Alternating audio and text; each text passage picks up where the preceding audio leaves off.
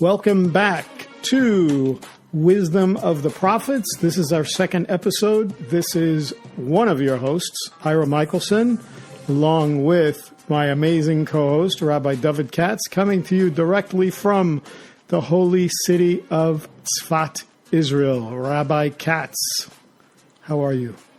Shalom. Shalom. How are you, my good friend, neighbor, colleague, mentor, fruit-eating savage with a knife that you are, with the ceramic sharp knives, Ira Michelson. Yeah, well, not just ceramic. Now I have all my knives that came on the lift, so I have every different kind of knife that you can imagine. And, you know, it's an amazing time here after Shemitah. I was at the Shuk the other day and just got these amazing red, big rimonim, pomegranates, and pomegranates, mangoes. I got these mangoes. I showed them to my mother and my sister on Skype, and they said, those are not mangoes. They look like little watermelons because everything is really so amazing here. But I was making some fresh pomegranate juice for my wife the other day, and I cut open the pomegranate, and the juice was just spilling all over the place before I even put them in the juicer. And I was thinking about it when you and I were getting ready for this show, preparing for this amazing chapter in Isaiah that we're going through verse by verse, and thinking about how juicy this verse is, verse 2 of Isaiah 56. Speaking of which, I mean, I had like a kind of an anxiety attack because the next verse, next week, when we get to it, there's a phrase there, which I told you about. I don't want to say it now online or live. I found an amazing insight about it. This was about a couple months ago. And then we took a hiatus from the show because the holidays. Mm-hmm. And so I'm saying, okay, Ira's calling. We're getting back on the radio. Oh, no, I forget the thing. So I was having as a frenzy. I mean, when I go into a frenzy looking for lost Divrei Torah, I get a little bit anxious because, look, King Solomon says, words of Torah are precious. And when you really see that and live it, which I know you do, man, there's nothing like it. So I hate losing precious words of Torah. When next week you'll see what those are for this instance, and I can gladly say with Mazel and Bracha, not only did I find the source, it's in Shemos Rabbah for those that are just kind of whatever, but there's a massive kind of Ger download there, like 2 pages filled, and I'll just give you one kind of gem off the cuff of one of the commentaries suggests there that today it's known that the Jewish people don't accept gerim, right? Mm-hmm. Non-Jew, and it specifies the non-Jewish ger, obviously, but no, not to worry. Hashem always accepts and receives gerim, so that's a nice positive message. Yeah, definitely. Yeah. So kind of recap what we did on our first episode. You know, the thing that struck out to me, not struck out, but really came out of the first verse was that there are really 4 different concepts that are highlighted. Because we see this verse, Ko amar Hashem shimru mishpat v'asu tzedakah ki krova yeshuati lavo v'tzidkati lihigalot. So we see mishpat, we see tzedakah, we see Yeshua, and we see Geula. Correct? That's all. That's it.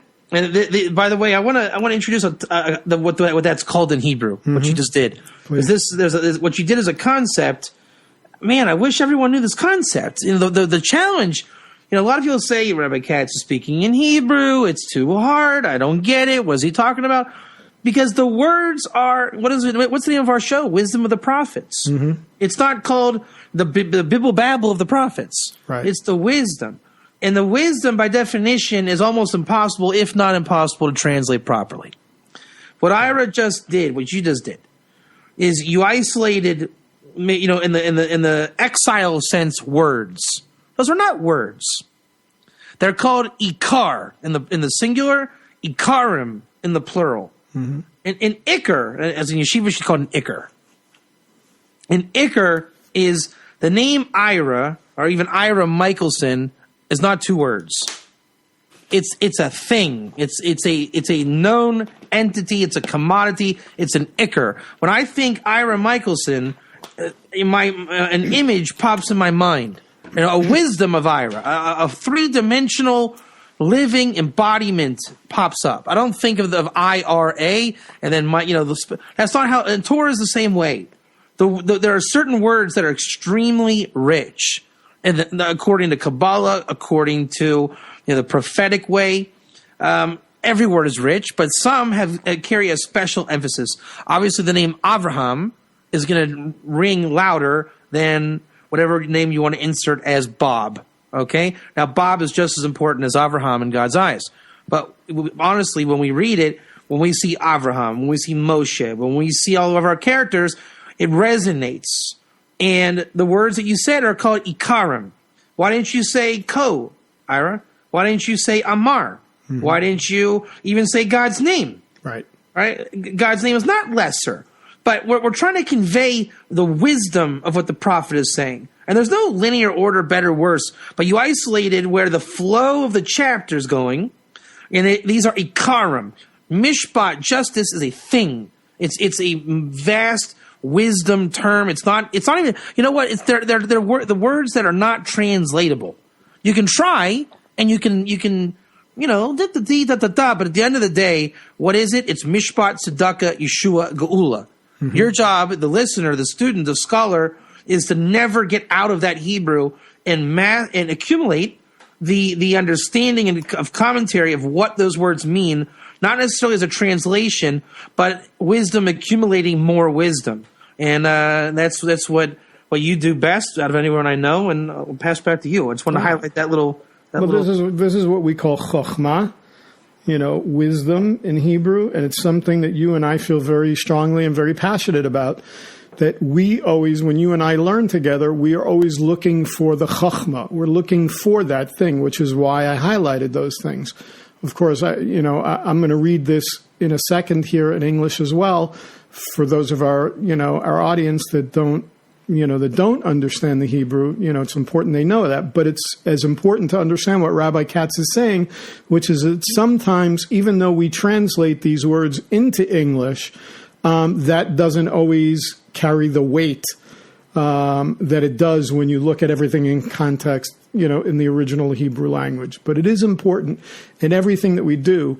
And our desire and our passion in doing this show is to not only gain chokhmah, wisdom ourselves, because when we look at these things and we study and we try to learn before we give it over to the audience, we're looking for chokhmah, and we're trying to teach you a style in which you can do this on your own as well. That rather than just reading things, say to yourself, when you open up your Tanakh, when you open up your Bible, sit down and say, I want to see where the chokhmah, where the wisdom is in this.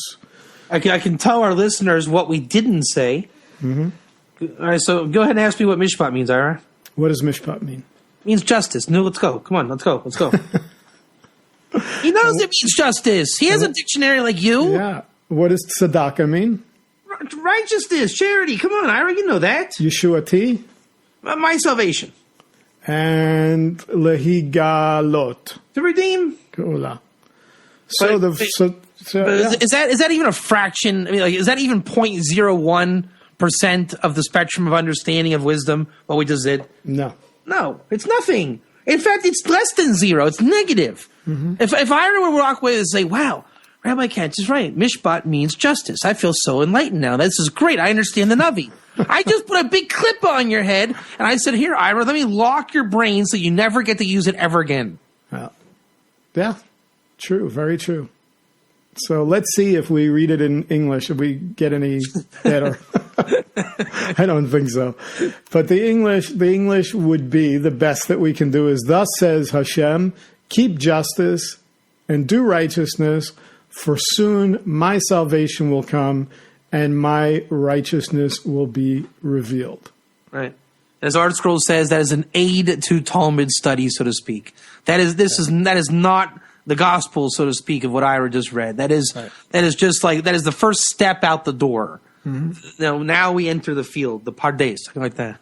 Right. And the thing is that, okay, so it tells us this. It says, keep justice, do these things, keep justice, do righteousness. And as a result, soon my salvation will come and my righteousness will be revealed. But it's when we come in to the second pasuk, to the second verse, in verse 2, that we actually now have the answer, or we're starting to receive an answer as to what verse 1 means. That's it. So for the sake of argument, we can leave for verse. We did verse 1 last time, right. But we'll operate on that basic premise of English understanding. I'll go ahead and pass it off to you again. If you go ahead and bring us into verse 2, same way. So the Hebrew says, "Ashrei Anosh Ya'aseh Zot Uven Adam Yachazik Ba Shomer Shabbat Mechalalo V'Shomer Yado Me'asot Kol Ra." Blessed is the man who does this, and the Son of Man who holds it fast, who keeps the Shabbat, not profaning it, and keeps his hand from doing any evil. All right. So you or me, who's going to do the adding up the four aspects? You want to do it, or you want me to do it? So I think look, I mean, oftentimes, when I used to teach, I used to say it's interesting how sometimes I would never even be able to get past the first word in a pasuk. And I think here, I mean, I don't know that I want to jump too forward or, tell you where to go with this, but for me, I'm just going to say the kind of things that jump out to me in this verse, and then I'm going to throw it over to you. Of course, Ashrei is very important, certainly in your teaching, but the fact that we have two distinct types of people being discussed, I think, is important as well. And that's Enosh and Ben Adam. So we have Ashrei, we have Enosh, we have Ben Adam, but then we really have the meat of the verse is giving us an answer to how we do justice, righteousness, see salvation, and redemption. That's it. So it's all yours. All right. So how did you understand? Just to get me, because there's so many things. My mind can go a million ways here. Sure, I know it can. Give me a thread of how you want to deal a little more clearly of Mishpat, Tzedakah, Yeshua, Geula. The Mishpat and Tzedakah, Geula, and Yeshua. That was verse 1. That's right. Right. Now in verse 2. I'm going to read the commentary just to keep it easy. It's open here. I have a lot of, for those following along, I have a lot of books here. I told Ira I don't want to fumble with the books, but obviously I have to have Isaiah open. That's the standard. The commentator, the Malbim, he's actually the one that tipped us off of linking up these concepts. We have the Enosh. Enosh is a type of Adam, a type of man. This is my analogy. It's just kind of, it's a bit, you call it shvach in yeshivish. It's not the best analogy, but I don't want to get offensive or even too stereotypical, so I'm going to make just kind of a yeshivish joke out of it. The rabbi of the synagogue, and we're talking like, neighborhoods. We're not talking the big academies of learning, real backyard thing.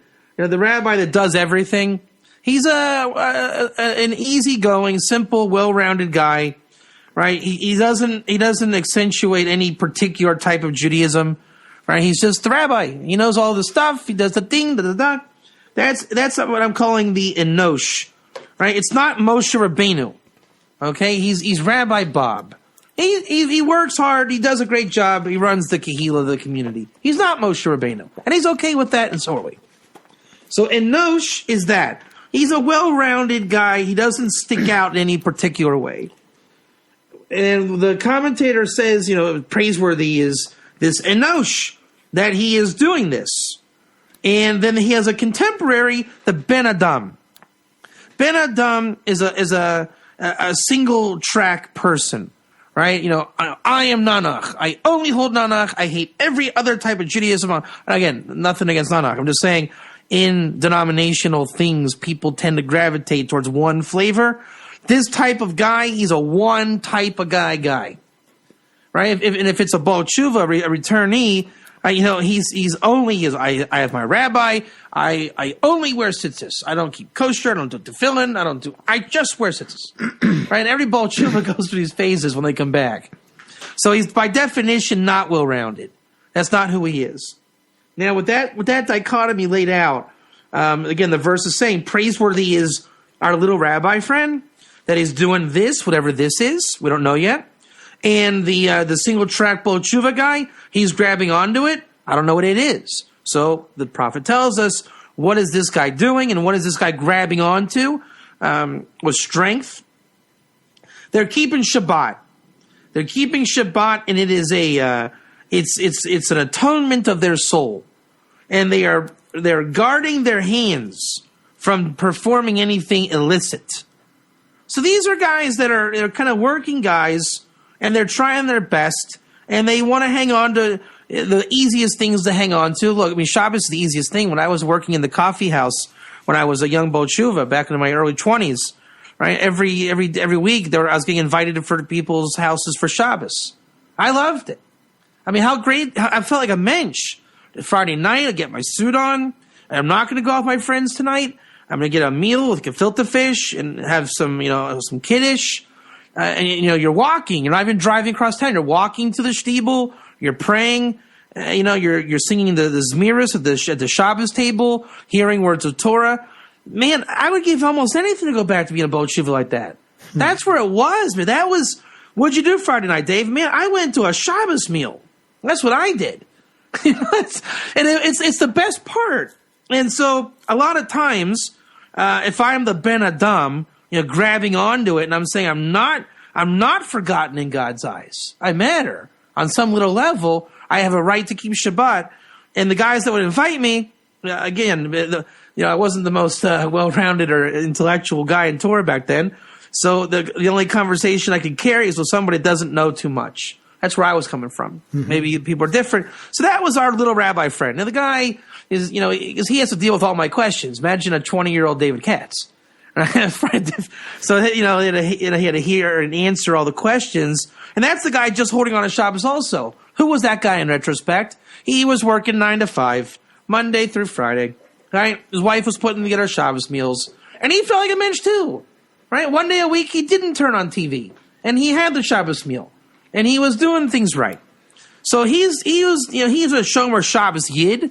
And here was this young Baal Tshuva guy. And both of them are uniting in time and space to grab onto something holy, something true, in a world of lies and evil. And that thing is Shabbat. That Shabbat experience, as we're saying, is going to carry with it, for some reason, we don't know why, justice, mishpat, a little weird, tzedakah, righteousness, charity, salvation, Yeshua, and gula, redemption. Mm-hmm. So how in the world do you fit that together? Here's the moment. He says that the Enosh, our rabbi host guy, a 9 to 5 guy, he is revealing the tzedakah. Why? Because I'm going to him for the most basic sense. He's being charitable, and he will never get to reveal that charitable act unless some idiot Baal Tshuva kid named David Katz is hitting him up for a free meal Friday night. It sounds shady, but Baal Tshuva world lives for this, and they live to host people like this. This is Synagogue 101 in Kiruv Outreach. Mm-hmm. And with that, he's going to bring salvation a little closer. And I'll tell you what, I remember going, people would say, were you invited anywhere? No. How are you going to get a meal? I'm just going to get a meal. What? You're going to walk into a synagogue and be like, hey, someone feed me. Yeah, happens every week. So you experience, now it's a loaded question because they know you're coming. This is the art of Yiddishkeit. But the Baal Tshuva doesn't know that. He gets a little shtickle taste of Yeshua every week. A salvation, I don't know if I'm going to eat. I don't know. Might be on the street tonight. Hey, you want to come for a meal? Hey, thank God. It's awesome. So then the Ben Adam, to turn the tables, me, the Baal Tshuva kid, right? He is lesser than the rabbi type guy. He's not well-rounded. He only knows, I've only read Aryeh Kaplan's Guide to Meditation. That's what he'll say, right? So he's coming there, and he's holding on for Shabbos. So by definition, if that other guy was tzedakah, the mishpat, because he's not tzedakah. He was revealing the tzedakah. He was mishpat. Well, we're having gefilte fish. We're having cholent. He's very, it's a defined entity. So he's the mishpat, and he is delivering Yeshua. Therefore, the Baal Tshuva guy is the tzedakah. He is the fervent, righteousness and charitable, and he's bringing redemption, because that's what it's after. The guy, the rabbi type, he's looking to give the redemption to that guy. All these people distant from Torah, looking on the internet, that's what Gula is. Gula is not me and Ira Michelson. We're in Sfat in our mountain, and we're living, as far as I'm concerned, I think Ira feels the same way, we're living redemption in a world that's still in exile. So the exile really is the Baal Tshuva that hasn't found it yet. And that's a large part of the rapport, and I will pass it off to you. So the interesting thing to me is that, when you see these terms, and it really, when it says, Ya'aseh Zot, who does this, talking about Enosh, praiseworthy is the man that does this. And then it says, Uven Adam Yachazik. And you touched on that a little bit. So it's kind of like you have the Enosh that does it. You got Rabbi Bob that you're talking about, that's not lesser than anybody else. So I was in the green room there for a minute. It happens. What jumped out to me and what you were saying is this idea of Enosh. We have the Enosh that it says Ya'aseh Zot. Who does this? He does it. You talked about Rabbi Bob. He's the guy that, he's the neighborhood rabbi, and he knows what has to be done, and he does it, whether it's, taking care of his kehillah, or whether it's just, as it relates to Torah, as it relates to Mishpat. But it says, interestingly, about Uven Adam, it says Yachazik. And you and I discussed this. I think it's very interesting because, there's many different commentaries on this, but Yachazik comes from this concept of chazak, from strength. So when it says he's the son of man who holds it fast, it's almost like the Baal Tshuva that you're talking about. And we know Baalei Tshuva are like this, grabbing onto and holding on to something fast. So I think it's a very, very interesting dichotomy that we're talking about here when we talk about the distinction between, the Enosh and the Ben Adam when it comes to how they relate to these concepts, how they relate to Mishpat, and how they relate to Tzedakah. But the answer that we get, that you talked about in this idea of keeping Shabbat, this is powerful stuff. And why is it powerful? Because you and I, along with many other people, this is a question that comes up time after time after time after time after time.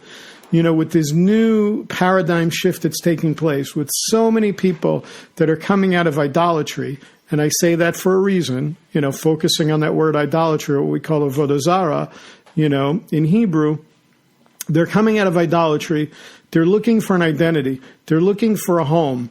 They come out of maybe a background where they thought that what they were doing was keeping Shabbat. And now they come to people like Ira Michelson, they come to people like Rabbi David Katz, they come to people like, Rod Bryant, they come to people like, Rabbi Greenbaum and Rabbi Sutton and Rabbi Richman and all these different people, and they say, I want to keep Shabbat. I've been keeping Shabbat. I want to keep Shabbat. You and I are now dealing with these verses in Isaiah that's talking about Enosh and Ben Adam, to me, which not only talks about the dichotomy and the distinction between two types of people, but also for me brings an inclusiveness that doesn't really leave anybody out, because it's talking about Enosh kind of being that regular kind of guy, and then Ben Adam being kind of all of humanity, so to speak. And we get into this whole concept of, B'nai Noach or Ger, and this whole idea of whether or not somebody can keep Shabbat. You and I get into a lot of discussion on this, and I think that part of the problem is, and I want to say this right up front, is that I believe that there are a lot of people out there that don't really understand what you and I are saying. I don't think they understand the concept that we give over when we talk about the concept of Shabbat as it relates to somebody who's not Jewish. And I think it's very important to just take a minute or so to discuss that before we go forward. Yeah. Just one final thought, too, just to turn my head back to where we came from. Mm-hmm. I never saw it till you were explaining it. The Enosh and the Ben Adam, their proximity together, you're right, it doesn't leave anybody out. Mm-hmm. That could be Moshe Rabbeinu and Aaron. It could be, the chief rabbi and his staff. It could be the Balabas and the Ger Noahide. Mm-hmm. Any combo fits. It is such a perfect thing because you can always see from a perspective somebody doing it from rote and someone Bo Tshuva. Right. Ira, in someone's eyes, maybe a Bo Tshuva. The other side, it goes table. I could say he does that a rote, and that's not a bad thing. He's hosting people at his house that are much more Bo Tshuva fervent than he is. I saw it with my own eyes. Mm-hmm. Right? So it's always perspective. It doesn't exclude anybody. It's a perfect thing. Everybody, my table, I could be the Bo Tshuva and I can be the guy on a rote. It's not a what do you call it, Ganai? What do you call it? What's a Ganai in English? What is a Ganai? We already talked about the fact that it's impossible to translate words, and now you're trying to translate. It's not a slight to my character to say that in the context of the wisdom of the Navi, the prophet, that I could be the guy out of rote and somebody could be the Bo Tshuva, or vice versa. We're saying that this is a perfect template of psychology of man. And it does not leave out any Jew. It doesn't leave out any non-Jew or any combination of Jews and non-Jews together. That's everything. Right. And the linear flow of English language will never, ever, ever, ever tell that story. In fact, it'll only confuse you. When you get into the wisdom of the Hebrew, it will seem, and this is where we'll get into what you were saying, it will seem confusing at first. I don't know. He's talking Ben Adam and some kind of Enosh. So I thought it was Ish. I always thought it was Ish. I know. I read it was Ish, and now he's saying it's Enosh. And then I always thought it was Adam, and now he's saying Ben Adam. But he's saying Ben Adam's not Adam. I don't know about this Katz guy. He's confusing matters of muddying waters. Mm-hmm. I'm saying, number one, we didn't say that. Number two, the Hebrew is set. English is always going to be half the story, and that's already giving it more than it's worth. Right. And so forth and so on, that there's a very specific way of explaining the Noahide Ger Shabbat. I call it, in shorthand, Krisis 9a. They'll say, that doesn't help me, Rabbi Katz, that's more complicated. I'll say, okay, there's three types of Shabbat, not like the Jew. The Noahide Ger has a unique Shabbat, not like the Jew. He can keep Shabbat one of three ways, not like a Jew. Like the holiday of a Jew, where the Jew does cook on the holidays, which is not Shabbos. Shabbos, you can't cook. Like Chol Moed, intermediary days. All right, I don't deal with money on the intermediary days. So too, the Noahide Ger would say, I'm not, running the cash register today. Or the third way, a regular Shabbos greeting for a Jewish Shabbat Shalom, and therefore the Noahide Ger would simply say Shabbat Shalom, and they would watch their TV and eat their dinner at the same time. Those are the three prescribed ways of doing it. Then, on top of that, the Rashi commentary to Krisis 9a. It gives I call it Ger code. Why? Because it introduces Ger Toshav. Ger Toshav is the language of the Talmud there. Then you'll be quick to jump in and say, but Rabbi Katz, there's no Ger Toshav today because of the Jubilee. Then that's when I interject and say, but you didn't read Rashi. Rashi says, why? Rashi says, you're right. It's not a Ger Toshav. So why do we call it Ger Toshav? Because he accepted on himself to not serve idols through his keeping the Noahide Ger Shabbat. As if to say, a long-winded circular argument, you're right. It's not a Ger Toshav at all. We just don't have a better word to call it. So we only called it Toshav with the biblical Ger, Toshav, because he was keeping the Noahide Ger Shabbat. And you can say, why don't you call it the Shabbat Ger Bub? Because I don't. There's a certain number of terms, and the suffix, or what do you call it, the predicate, right? The predicate of the blurb of the rabbinic commentary goes back and explains the subject. So yes, we agree the subject matter is very complicated. Why would you say ger toshav? I didn't. Rashi did. Why did Rashi say it? The Talmud did. Why did the Talmud say it? Because we have to call it something. Ger is a very vast term. So then the Rashi commentator will come and say, don't worry, this has nothing to do with Jubilee. This is simply a Noahide keeping 7 laws, and he is very serious about not doing idolatry. So much, he says, I believe in HaKadosh Baruch Hu. I believe in God. God created the world. God gave the Shabbat to the Jewish people to refrain from work, creative work. I'm going to say amen.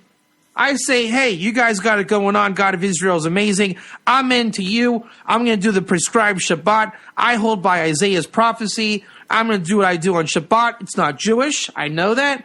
And I support you, Israel.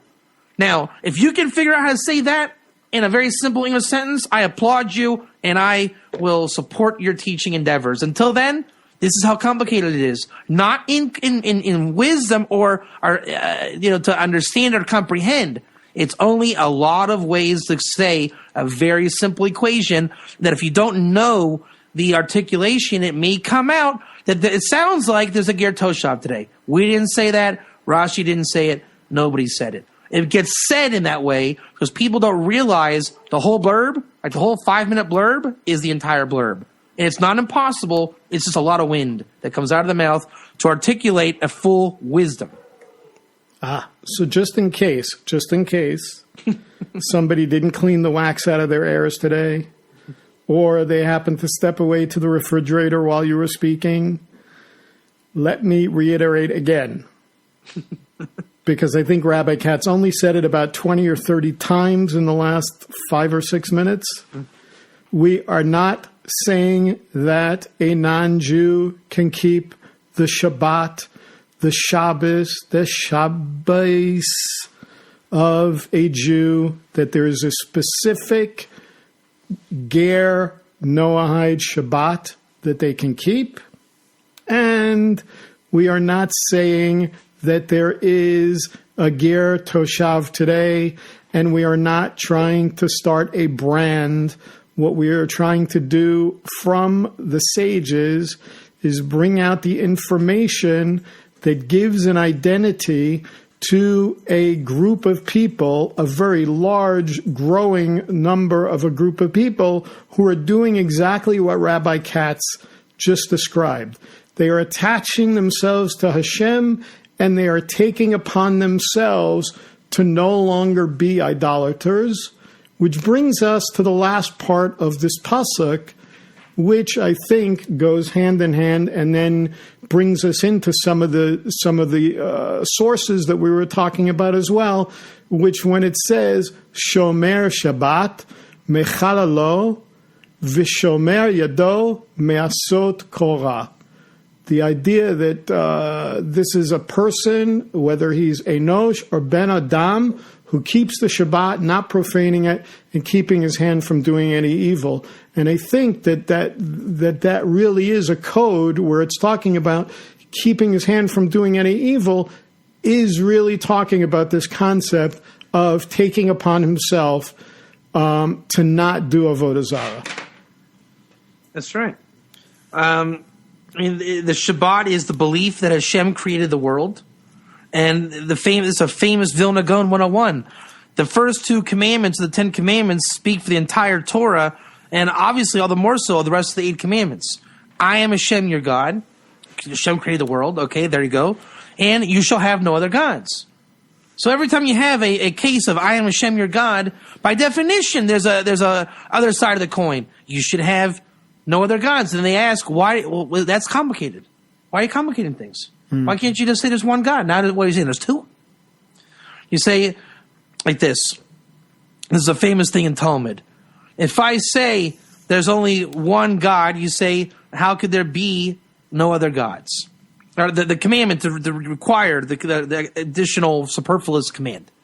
I forget the way it flows. You say, how does it go? You know this thing I say? You should have no other. It's a twist in thought, right? If I say, the basic idea is, I am Hashem, your God. Okay, good. Is there any other gods? I just told you, no other gods.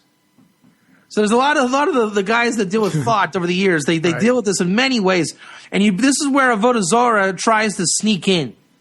So the first 2 commandments, and there's many. I remembered it in a more complicated way from Rav Hutner, one of your favorite guys. Yes, he's got a whole deal. But to keep it very simple, I am Hashem, your God, and you're supposed to say, "Hey, that's awesome," but hey, there's another God over there. Look at him. I just told you, no other gods. So they're 2 sides to the same coin.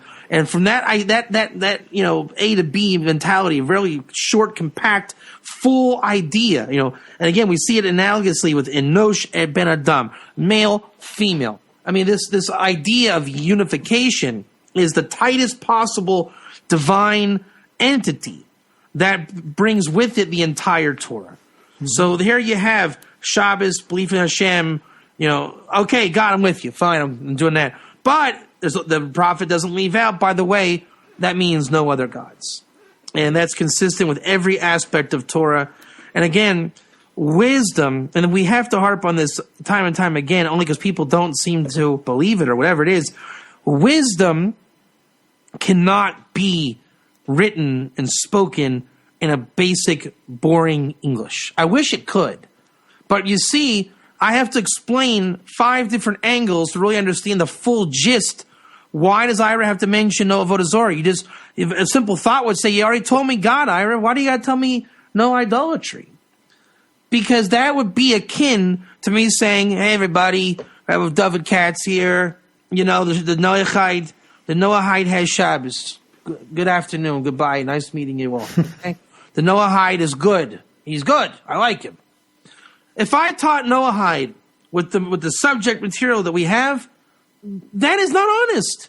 Now, I'm not saying Noahide teachers are not honest, but they're not teaching the prophet, the wisdom of the prophets, as we are in the commentary showing how the Ger and the whole world of Ger has any semblance of Shabbos whatsoever. Until now, where anything concerning Shabbos has been is, hey, come here, I want to tell you something. I like you. You're a Noahide, but I like you. You can keep Shabbos, but not like it. Just don't pull a hair out of someone. Don't make kiddush. Don't tell nobody. Okay, I support you. And then that Noahide gets all famous, and he goes on a website, and they say, "Hey, Bob, are you a righteous Gentile?" He says, "Yes, I am." "Tell me, Bob, why don't you convert?" "Well, I'm married, and I don't want to divorce my wife." "Kol hakavod to you, Bob. What do you do to be a Noahide?" "Well, I don't work on Saturday. We have a festive meal, but I make sure not to keep the Shabbat like a Jew." "Kol hakavod to you, Bob." And no one bats an eye. No one blinks an eye on this. Mm-hmm. What we are doing is we're saying, hey, we get it. We agree with you, Bob. We're supporting you, Bob. But people are one day going to say, what's up with Bob? What's going on with Bob? Where does Bob get permission to do that? Then Rabbi David Katz, Ira Michelson, Rod Bryant, all these people come along and say, hey, did you not read Isaiah 56? Did you not read about the Enosh and the Ben Adam? Did you not read Creases 9a? Did you not read Rashi about the Ger Toshav? Hey, no Ger Toshav till Jubilee, pal. You say, hey, wait a second. We never said it was Ger Toshav. The bottom line is, if I don't mention that Rashi in the context, what am I going to say? David Katz's favorite guy in Creases 9a can keep Shabbos. Just quoting the material. But what you have to understand, with that quotation comes a surge of information. And we know that in electronic correspondence, that information doesn't get passed on because people have the attention span of like 5 words. Otherwise, they say, see more. I'll say, see you later. but don't assume see more is see you later. Right. The material's out there. And the right. basic. Go ahead. No. So let's look at a couple of other sources that I think really will confirm, support, and elucidate a little bit more of what we're talking about. Specifically, the idea of the Baal Shem Tov in a work called Tzavaat Harivash. And if you don't mind, I'll read the English. Is that a fringe book? Is that a fringe book you're quoting?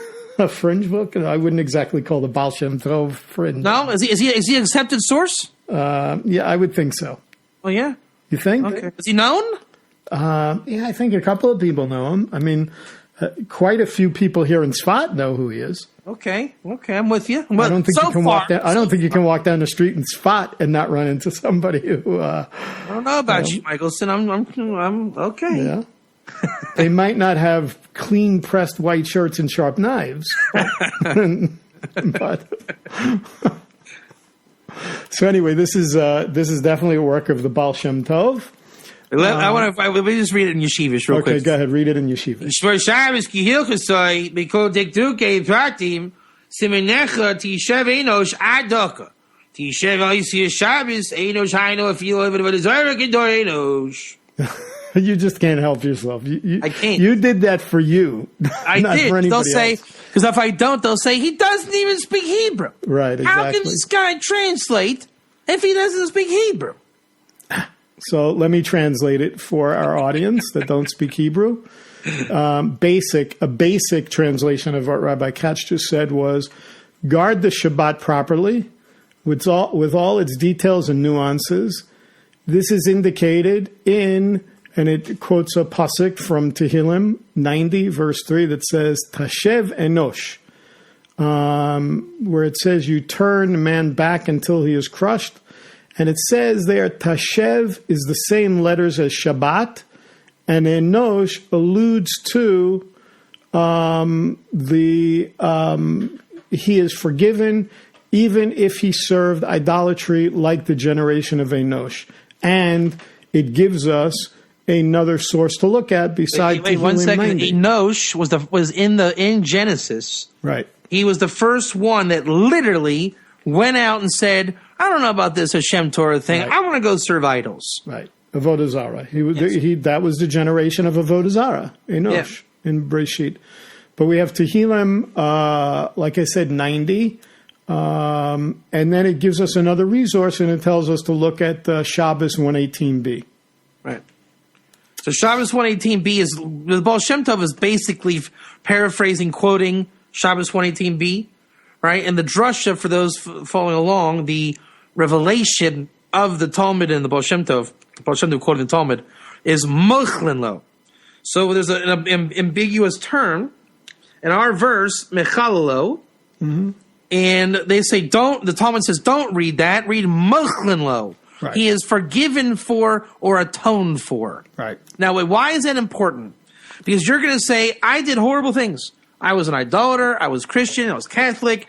I did all kind of things in the name of Avodah Zarah. God hates me. God has excommunicated me. I don't care how good of a person I could ever be. I will never be welcome in God's kingdom.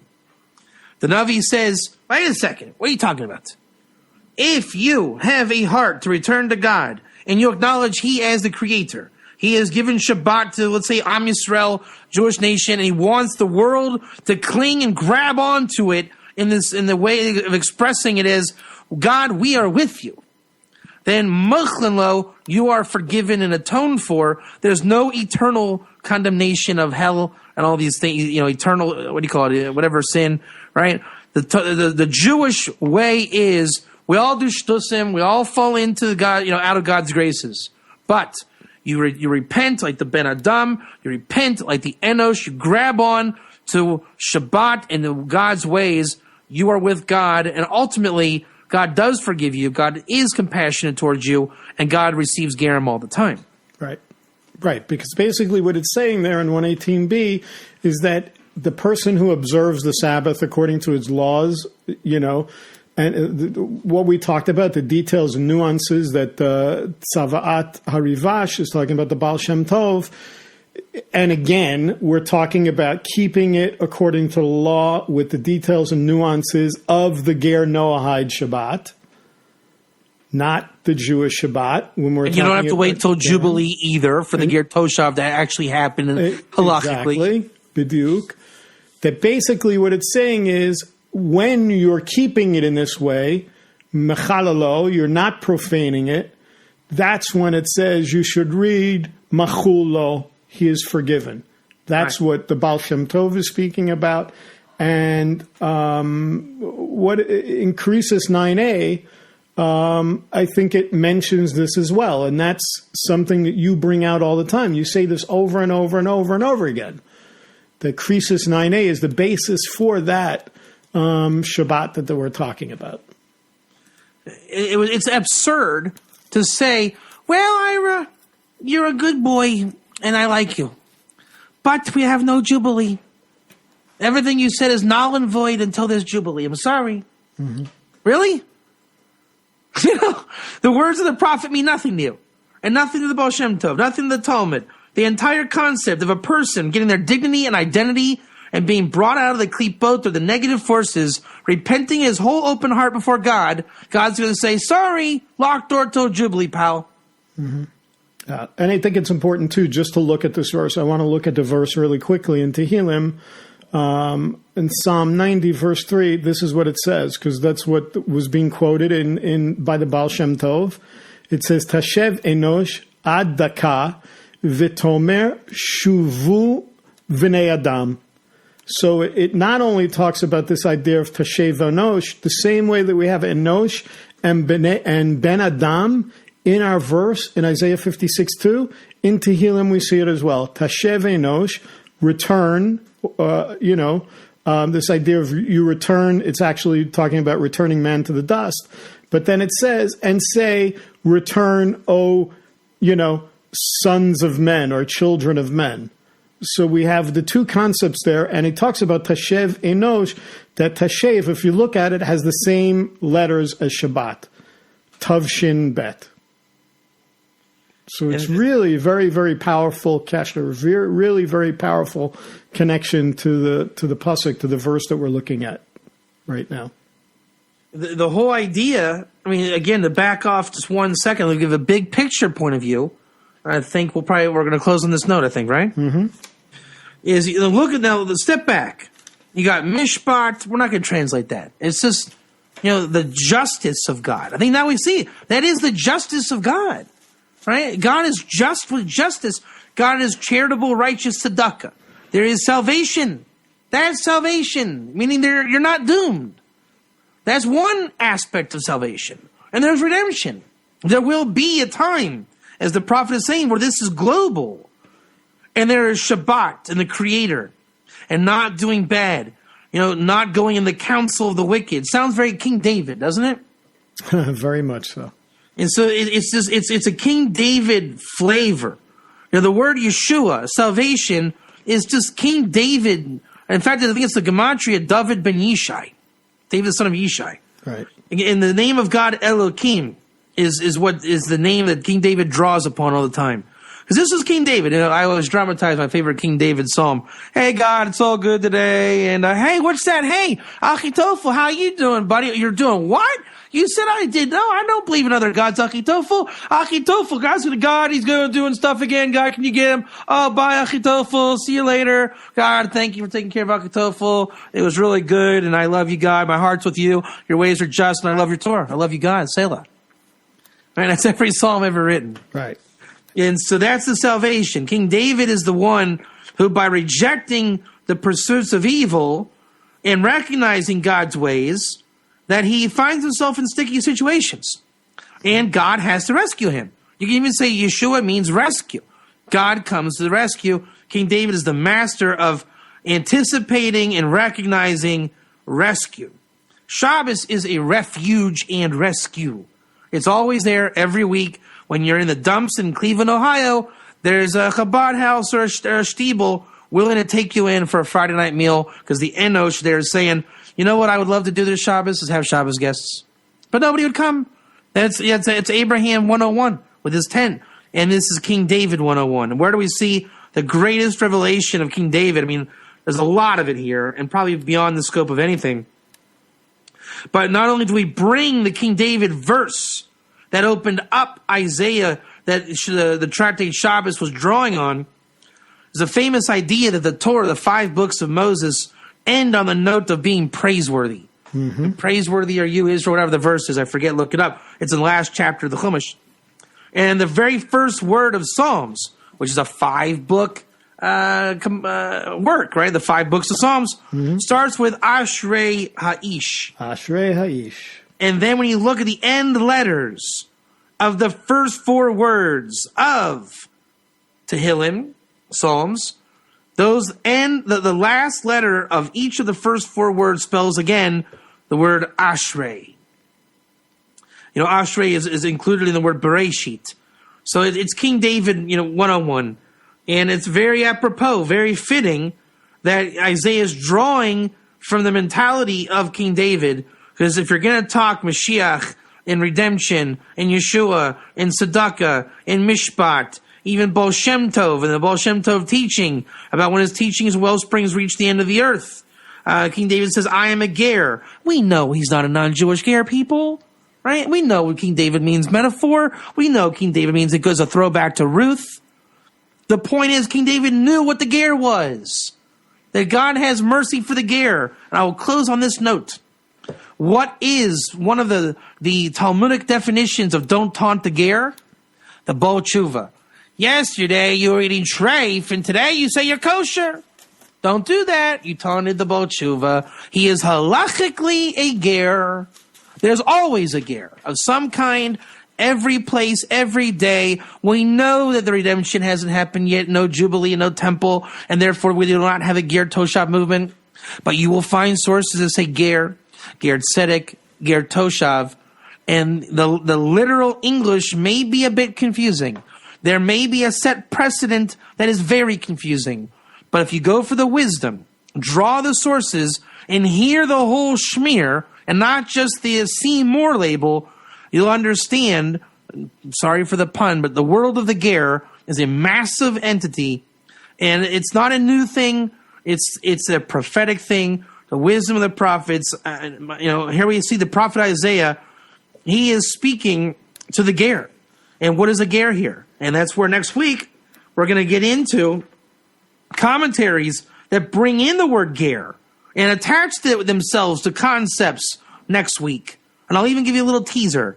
The research is, what is the Ben HaNecher? What is the Nilva? Answer that and more, and then you'll be well on your way to understanding what is ger in our times. That's next week. My job is to deliver those sources, and you will not find anywhere us saying a ger Noahide keeps a Jewish Shabbat, or there's a ger toshav movement proper happening today. Those words were never uttered. They never will be uttered, not until we've had Mashiach Tzidkenu come, the Jubilee come, and the temple come soon in our days. Amen. And I'll close with this. My name is Ira Michelson. I get gear, and I am gear. Shalom. Amen. Me too. Shalom from the holy city of Tzfat, and we will speak to you all again next week when we hit verse 3 of Isaiah 56. Shalom, shalom.